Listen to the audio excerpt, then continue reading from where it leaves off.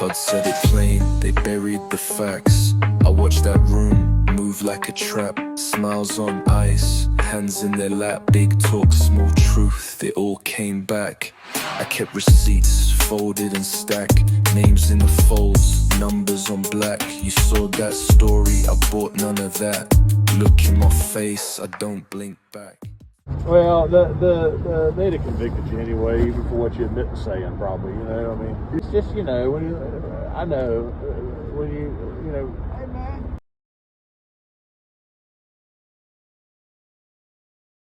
You know, when you hire a structural engineer to look at a house you're buying, you expect them to actually look at the structure, right? Like if there's a glaring, jagged crack right in the foundation, you expect them to point it out. Right, yeah, you're paying for their specialized scrutiny. Exactly. They don't just, step over it, slap a coat of paint on it, and head out to lunch because it's easier. No, I mean, you want them to find the hidden flaws before the whole roof caves in. Right. But what happens when that exact dynamic shifts from a house to the criminal justice system?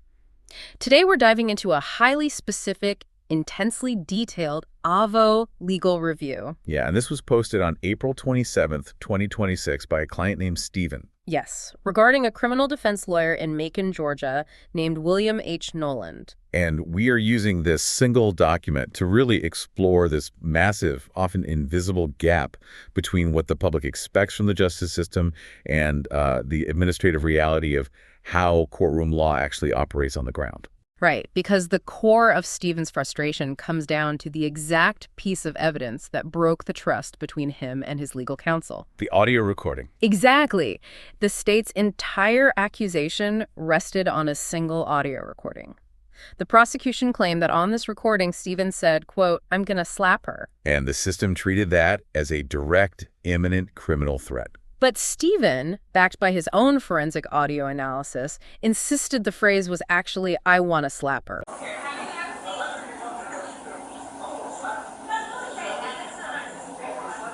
Right there. Do it again.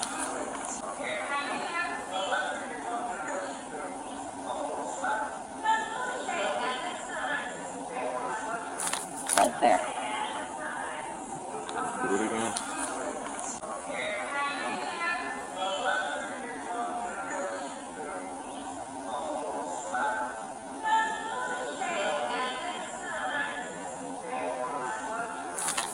Right there.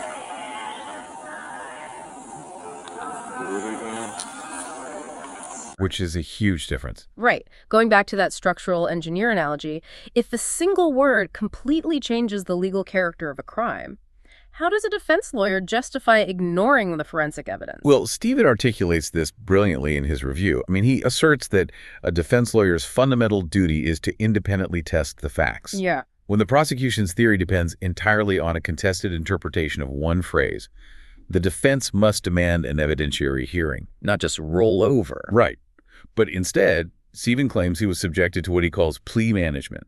Plea management? I've heard that term. But how does that actually play out in this context? So it means the lawyer isn't operating as an investigator, but as an administrator. Oh, wow. Right. Rather than litigating the forensic dispute and challenging the state's narrative, the goal shifts to quietly processing the case to a resolution. Because fighting it slows down the machine. Exactly. The public record remains contaminated by the state's disputed narrative. But Noland's failure to challenge that single word wasn't just an oversight. Like, Stephen claims he recorded a post-court conversation with his lawyer. And Mr. Noland allegedly told him they'd have convicted you anyway, even for what you admit to saying. Well, they'd have convicted you anyway, even for what you admit to saying, probably. You know, I mean, it's just, you know, when you, I know, when you. Which is just, like, wild to hear from your own lawyer. Under the prosecution's skin, their entire job. In a textbook, yes. Right. But in the administrative reality of a local courthouse, the system punishes friction.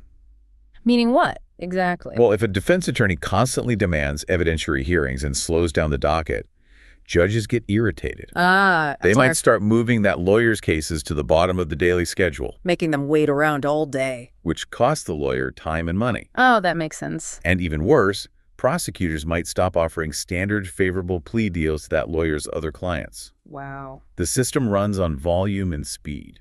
So an attorney who acts as a true constitutional advocate, like standing between the citizen and the awesome power of the state, they become a wrench in those gears. Guy. So the lawyer is prioritizing their own working relationship with the court over the constitutional rights of the client sitting next to them. And that's the profound danger this review highlights.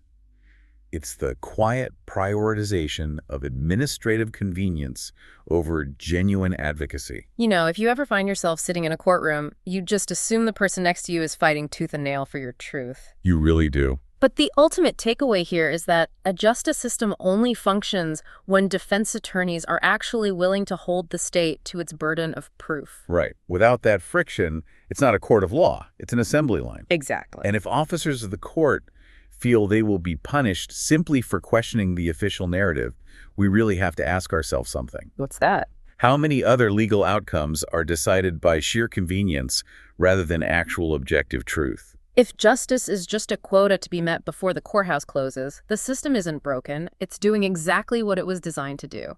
Definitely something for you to mull over.